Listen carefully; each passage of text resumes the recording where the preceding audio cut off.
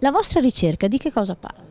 Parla dei vantaggi della moneta elettronica per le imprese, i professionisti e i cittadini. Cioè abbiamo studiato quanto la circolazione di moneta elettronica e quanto i pagamenti elettronici possono influire positivamente sul benessere, sulla collettività e sullo sviluppo di un'economia. E lo abbiamo fatto partendo dai numeri che avevamo a disposizione, quindi dati della Banca Centrale Europea, dati della Banca d'Italia, dati Istat e dati anche di alcune associazioni di categoria. E abbiamo scoperto che esistono delle relazioni positive tra l'aumento dei pagamenti elettronici e la riduzione dell'evasione fiscale.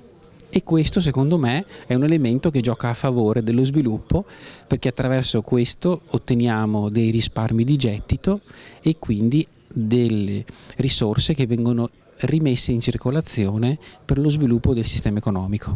E poi comunque il contante costa anche alla collettività. Sì, i costi sociali del contante sono molto elevati, i costi dei pagamenti elettronici sono molto bassi, è una questione di cultura, quindi non c'entrano le soglie, non c'entrano gli scaglioni per pagare con i contanti, sono tutte, come dire, dei palliativi che comunque non hanno nessuna incidenza, perché in Europa non esistono soglie eppure si paga in modo elettronico lo stesso.